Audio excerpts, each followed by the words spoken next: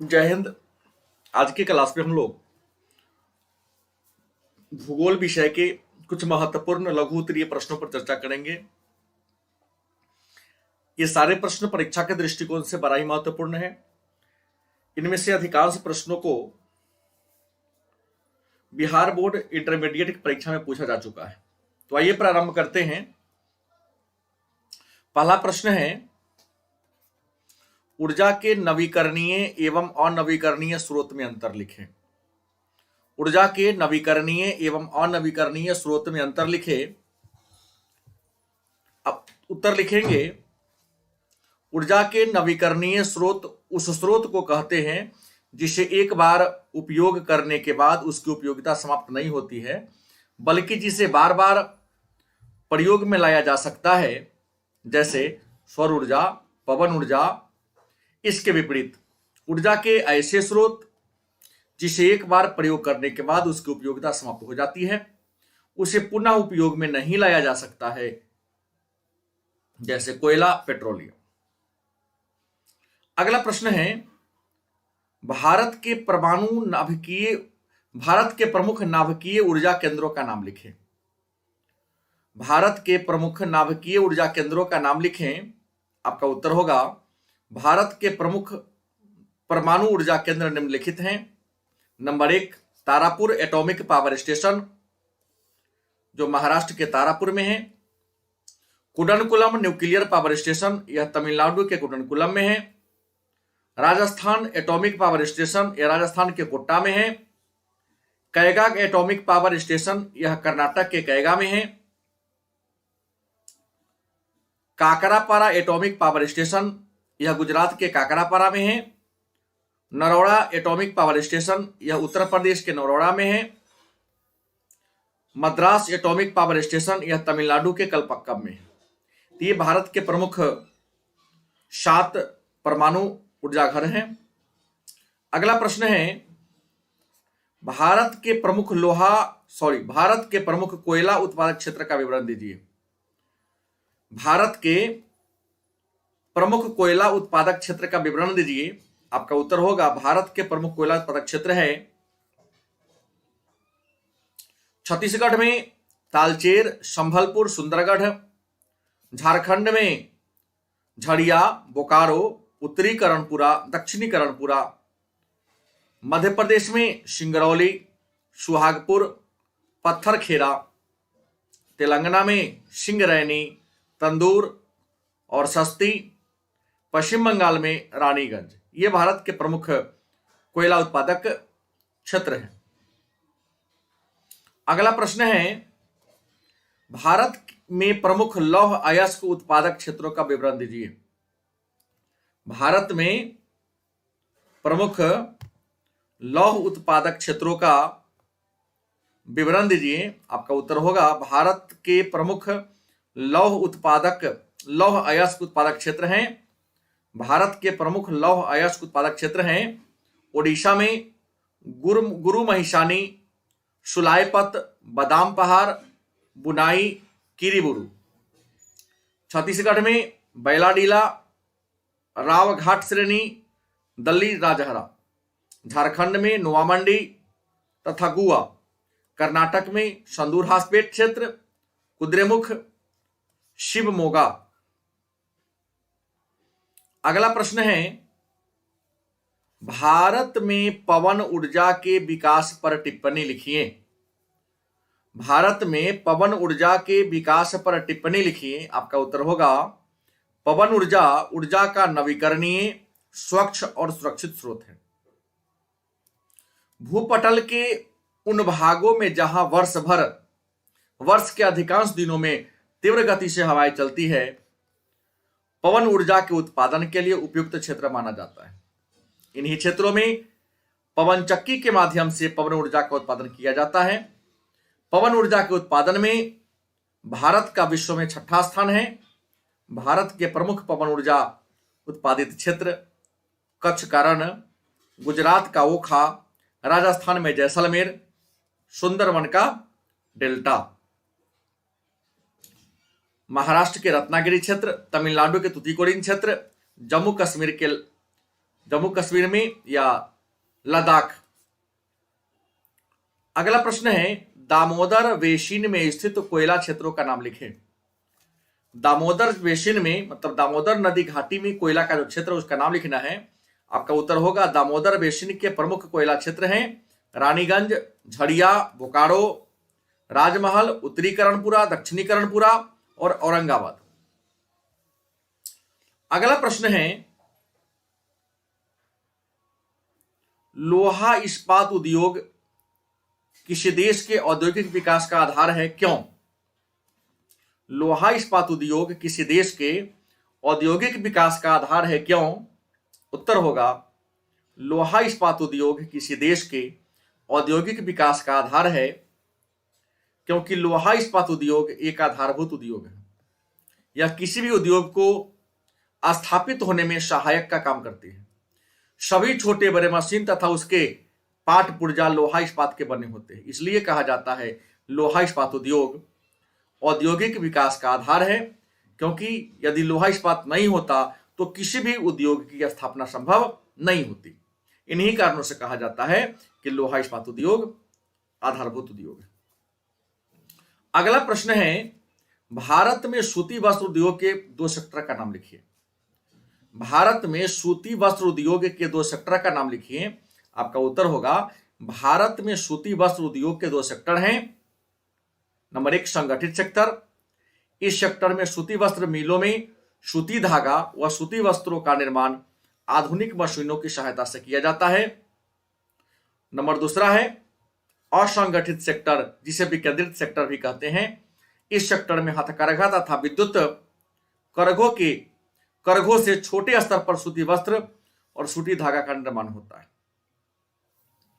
अगला प्रश्न है, चीनी उद्योग एक मौसमी उद्योग है, कैसे? चीनी उद्योग एक मौसमी उद्योग है, कैसे? आपका उत्तर होगा चीनी उद्योग एक मौसमी उद्योग है क्योंकि चीनी उद्योग का कच्चा माल गन्ना है। गन्ना वर्ष के एक निश्चित मौसम में ही उत्पादित किया जाता है। साथ ही गन्ना को अधिक दिनों तक संग्रह नहीं किया जा सकता क्योंकि संग्रह करने से उसमें सुक्रोज की मात्रा कम होने लगती है। अतः चीनी मिलों को शीघ्र चीनी का उत्पादन करना होता है क्योंकि गन्ना खास मौसम में उपलब्ध होता है। इसलिए गन्ना उद्योग को या चीनी उद्योग को मौसमी उद्योग के नाम से जानते हैं। अगला प्रश्न है, पेट्रो रसायन उद्योग के कच्चे माल क्या है? पेट्रो रसायन उद्योग के कच्चे माल क्या है? इसके कुछ उत्पादों का नाम लिखिए। आपका उत्तर होगा पेट्रो रसायन उद्योग का कच्चा माल अशोधित पेट्रोलियम है। पेट्रो रसायन उद्योग का कच्चा माल अशोधित पेट्रोलियम है। इसके प्रमुख उत्पाद हैं प्लास्टिक, पॉलीमर रेशा, संश्लेषित रेशा, कृत्रिम रबर। अगला प्रश्न है, भारत में सूचना प्रौद्योगिकी उद्योग का क्या प्रभाव पड़ा है? भारत में सूचना प्रौद्योगिकी क्षेत्र का या उद्योग का क्या प्रभाव पड़ा है? आपका उत्तर होगा सूचना प्रौद्योगिकी उद्योग का भारतीय अर्थव्यवस्था पर निम्नलिखित प्रभाव पड़ा है। पहला, सामाजिक क्षेत्र में बदलाव आया है। दूसरा, आर्थिक क्षेत्र में रोजगार के नए अवसर खुले हैं। तीसरा, शिक्षा के क्षेत्र में नवीन प्रयोग हो रहा है। चौथा, रोजगार के नए अवसर सृजन हो रहा है। अगला प्रश्न है, आधारभूत उद्योग क्या है? उदाहरण दे। आधारभूत उद्योग क्या है? उदाहरण दे। आपका उत्तर होगा आधारभूत उद्योग उस उद्योग को कहते हैं जो अन्य सभी उद्योगों को स्थापित होने में आधार का काम करता है, जैसे लोहा इस्पात उद्योग, सीमेंट उद्योग आदि। अगला प्रश्न है, उपभोक्ता उद्योग किसे कहते हैं? उदाहरण दे। उपभोक्ता उद्योग किसे कहते हैं? उदाहरण दे। आप उत्तर लिखेंगे, उपभोक्ता उद्योग उस उद्योग को कहते हैं जो मानव के जीवन के लिए उपयोगी वस्तुओं का निर्माण करते हैं। उपभोक्ता उद्योग उस उद्योग को कहते हैं जो मानव के जीवन के लिए उपयोगी वस्तुओं का निर्माण करते हैं, जैसे बिस्कुट उद्योग, कपड़ा उद्योग, चावल उद्योग, दाल उद्योग, साइकिल उद्योग, मोटर कार उद्योग इत्यादि। अगला प्रश्न है, भारत के औद्योगिक या भारत के बृहद औद्योगिक प्रदेश का नाम लिखें। भारत के औद्योगिक बृहद प्रदेश का नाम लिखे या भारत के प्रमुख बृहद औद्योगिक प्रदेश का नाम लिखे, तो आपका उत्तर होगा भारत के प्रमुख औद्योगिक प्रदेश हैं। नंबर 1 मुंबई पुणे औद्योगिक प्रदेश, दूसरा हुगली औद्योगिक प्रदेश, तीसरा बेंगलुरु तमिलनाडु औद्योगिक प्रदेश, चौथा गुजरात औद्योगिक प्रदेश, पांचवा छोटा नागपुर औद्योगिक प्रदेश, छठा विशाखापट्टनम औद्योगिक प्रदेश, सातवां गुरुग्राम दिल्ली मेरठ औद्योगिक प्रदेश, आठवां कोल्लम तिरुवनंतपुरम औद्योगिक प्रदेश। अगला प्रश्न है, कच्चे माल के आधार पर उद्योगों का वर्गीकरण करें। कच्चे माल के आधार पर उद्योगों का वर्गीकरण करें। आपका उत्तर होगा कच्चे माल के आधार पर उद्योगों के प्रमुख वर्ग हैं। नंबर 1 कृषि आधारित उद्योग, दूसरा खनिज आधारित उद्योग, तीसरा वन आधारित उद्योग, चौथा पशु आधारित उद्योग, पांचवा रसायन आधारित उद्योग। अगला प्रश्न है, भारत के प्रमुख सूती वस्त्र उद्योग केंद्र के नाम लिखें। भारत के प्रमुख सूती वस्त्र उद्योग केंद्र का नाम लिखें। आपका उत्तर होगा भारत के प्रमुख सूती वस्त्र उद्योग केंद्र हैं गुजरात में अहमदाबाद, उत्तर प्रदेश में कानपुर, महाराष्ट्र में मुंबई, तमिलनाडु में कोयम्बटूर। ये भारत के 4 बड़े बड़े सूती वस्त्र का क्षेत्र है या प्रदेश है। अगला प्रश्न है, भारत के 4 प्रमुख लौह इस्पात उद्योग केंद्रों का नाम लिखें। लेकिन यहां हमने सबका लिखा है, प्रश्न में पूछा गया था 4। तो भारत के प्रमुख लौह इस्पात औद्योगिक केंद्र का नाम लिखें। आप लिखेंगे भारत के प्रमुख लौह इस्पात औद्योगिक उत्पादक केंद्र है। नंबर 1 दुर्गापुर एकीकृत इस्पात कारखाना, यह पश्चिम बंगाल में है। दूसरा राउरकेला एकीकृत इस्पात कारखाना, यह ओडिशा में है।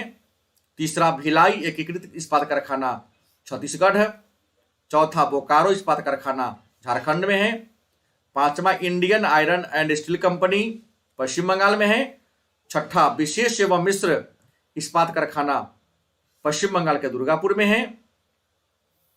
सातवां विशेष और मिश्र इस्पात और मिश्र कारखाना सलेम तमिलनाडु में है। Visvesvaraya iron and steel company Bhadravati Karnataka में है। Maharashtra electro slim limited Chandrapur Maharashtra में है। तो ये भारत के 9 प्रमुख लौह इस्पात कारखाना है जो सरकारी क्षेत्र में है। अगला प्रश्न है, स्वामित्व के आधार पर उद्योगों का वर्गीकरण करें। स्वामित्व के आधार पर उद्योगों का वर्गीकरण करें। आपका उत्तर होगा स्वामित्व के आधार पर उद्योगों के 3 वर्ग हैं। स्वामित्व के आधार पर उद्योग के 3 वर्ग हैं। नंबर 1 सार्वजनिक क्षेत्र के उद्योग, नंबर 2 निजी क्षेत्र के उद्योग, नंबर 3 संयुक्त या सहकारी क्षेत्र के उद्योग। अगला प्रश्न है, कुटीर उद्योग एवं लघु उद्योग में अंतर लिखें। कुटीर उद्योग एवं लघु उद्योग में अंतर लिखें। आपका उत्तर होगा कुटीर उद्योग एवं लघु उद्योग में निम्नलिखित अंतर है। नंबर 1 कुटीर उद्योग मुख्यतः परिवार के सदस्यों के सहयोग से चलाए जाते हैं, जबकि लघु उद्योग इसमें श्रमिक कार्य करते हैं। दूसरा अंतर है, कुटीर उद्योग में मानव के हाथों का प्रयोग होता है, जबकि लघु उद्योग में उत्पादन मशीन के द्वारा होता है। तीसरा है कुटीर उद्योग में स्थानीय मांग की पूर्ति की दृष्टि से परंपरागत वस्तुओं का उत्पादन होता है, जबकि लघु उद्योग में वस्तु का उत्पादन बड़े क्षेत्र के मांग को पूरा करने के लिए किया जाता है। अगला है, कुटीर उद्योग में कच्चे माल की आपूर्ति स्थानीय स्तर पर की जाती है, जबकि लघु उद्योग में कच्चे माल की आपूर्ति बाहर से आयातित की जाती है। पांचवा है, कुटीर उद्योग का बाजार स्थानीय होता है, जबकि लघु उद्योग का बाजार विस्तृत होता है। अगला प्रश्न है, दक्षिण भारत में चीनी उद्योग के विकसित होने के क्या कारण हैं? दक्षिण भारत में चीनी उद्योग के विकसित होने के क्या कारण हैं? आप लिखेंगे उत्तर में, दक्षिण भारत में चीनी उद्योग के विकसित होने के प्रमुख कारण निम्नलिखित हैं। नंबर 1, दक्षिण भारत में उत्तरी भारत की तुलना में गन्ने की प्रति हेक्टेयर उत्पादन अधिक होता है। नंबर 2, दक्षिण भारत में गन्ना उत्पादन के लिए अधिक अनुकूल प्राकृतिक दशाएं हैं। तीसरा, दक्षिण भारत की काली मिट्टी गन्ने की खेती के लिए विशेष रूप से उपयुक्त है। नंबर 4, उत्तरी भारत में कारखाना को गन्ना प्राप्त करने की समस्या रहती है, जबकि दक्षिण भारत में गन्ना चीनी मिल के स्वामित्व में ही उगाया जाता है, मतलब चीनी मिल के मालिक ही उगाते हैं। पांचवा अंतर है, उत्तर भारत की चीनी मिल घिसी पीटी एवं पुरानी हो गई है, जबकि दक्षिण भारत की चीनी मिल नवीन है। छठा है, दक्षिण भारत में सड़क मार्ग एवं रेल मार्ग का जाल बिछा है, जबकि उत्तर भारत में इसका क्या है, अभाव है। अगला प्रश्न है, सूचना प्रौद्योगिकी उद्योग से आप क्या समझते हैं? सूचना प्रौद्योगिकी उद्योग से आप क्या समझते हैं? आपका उत्तर होगा सूचना प्रौद्योगिकी उद्योग, जिसे ज्ञान आधारित उद्योग भी कहते हैं। सूचना प्रौद्योगिकी उद्योग, जिसे ज्ञान आधारित उद्योग भी कहते हैं। सूचना प्रौद्योगिकी उद्योग वैसे उद्योग है जो वस्तुतः सूचना प्रौद्योगिकी से संबंधित वस्तुओं का उत्पादन करते हैं, जैसे सॉफ्टवेयर। अगला प्रश्न है, उदारीकरण के लाभ को लिखें। उदारीकरण के लाभ को लिखें। आपका उत्तर होगा उदारीकरण के प्रमुख लाभ निम्नलिखित हैं। नंबर 1, इससे उत्पादन की गुणवत्ता में सुधार आया है। नंबर 2, भारतीय संसाधनों का कुशल विदोहन हुआ है। तीसरा, निजी क्षेत्र को बढ़ावा मिला है। चौथा, विदेशी पूंजी निवेश में वृद्धि हुई है। पांचवा, भुगतान संतुलन में स्थिरता आ रही है। छठा, घाटे के बजट पर नियंत्रण हो रहा है। सातवां, भ्रष्टाचार में कमी आ रही है। आठवां, विदेशी मुद्रा कोष में वृद्धि हो रही है। अगला प्रश्न है, सतत पोषणीय विकास क्या है? परिभाषित करें। सतत पोषणीय विकास क्या है? परिभाषित करें। आप उत्तर लिखेंगे, सतत पोषणीय विकास की वैसी अवस्था है जिसमें भविष्य में आने वाली पीढ़ियों की आवश्यकता की पूर्ति को प्रभावित किए बिना वर्तमान पीढ़ी द्वारा अपनी आवश्यकता की पूर्ति पर बल दिया जाता है। अगला प्रश्न है, भरमौर जनजाति क्षेत्र में समन्वित जनजाति विकास कार्यक्रम के सामाजिक लाभ को क्या हुआ है? भरमौर जनजाति क्षेत्र में समन्वित जनजातीय विकास कार्यक्रम के सामाजिक लाभ क्या हुआ है? उत्तर होगा, भरमौर जनजाति क्षेत्र में समन्वित जनजातीय विकास कार्यक्रम के निम्नलिखित लाभ हुए हैं। नंबर 1, साक्षरता दर में वृद्धि हुई है। नंबर 2, लिंग असमानता में कमी आई है। नंबर 3, लिंगानुपात में सुधार आया है। नंबर 4, बाल विवाह की संख्या में कमी आई है। अगला प्रश्न है, भारत के सूखा संभावित क्षेत्रों का नाम लिखें। भारत में सूखा संभावित क्षेत्रों का नाम लिखें। आप लिखेंगे, भारत में सूखा संभावित क्षेत्र निम्नलिखित हैं: राजस्थान, गुजरात, पश्चिमी मध्य प्रदेश, महाराष्ट्र का मराठवाड़ा क्षेत्र, आंध्र प्रदेश के रायलसीमा क्षेत्र, तेलंगाना का पठार, कर्नाटक का पठार और तमिलनाडु की उच्च भूमि। अगला प्रश्न है, योजना आयोग का गठन कब हुआ? इसके 2 कार्यों को लिखें। योजना आयोग का गठन कब हुआ? इसके 2 कार्यों को लिखें। आप लिखेंगे, योजना आयोग का गठन 15 मार्च 1950 ईस्वी को किया गया। इसके प्रमुख कार्य हैं, देश के विकास के लिए नीति का निर्धारण करना। दूसरा, विकास के मुद्दों पर सरकार को सलाह देना। अगला प्रश्न है, योजना आयोग पर टिप्पणी लिखें। योजना आयोग पर टिप्पणी लिखें। आप लिखेंगे, योजना आयोग एक गैर संवैधानिक सलाहकारी और संसदीय संस्था है। योजना आयोग एक गैर संवैधानिक सलाहकारी और संसदीय संस्था है। इसका गठन 15 मार्च 1950 ईस्वी को किया गया, पंडित नेहरू की अध्यक्षता में। इसके पदेन अध्यक्ष प्रधानमंत्री होते हैं। इसका मुख्य कार्य प्राथमिकता के आधार पर देश के विकास की दिशा का निर्धारण करना है। 1 जनवरी 2015 ईस्वी को इसको समाप्त कर दिया गया तथा इसके स्थान पर नीति आयोग का गठन किया गया। तो आज की क्लास में इतना ही। इसके आगे के प्रश्नों पर, महत्वपूर्ण प्रश्नों पर चर्चा कल के क्लास में होगी। धन्यवाद।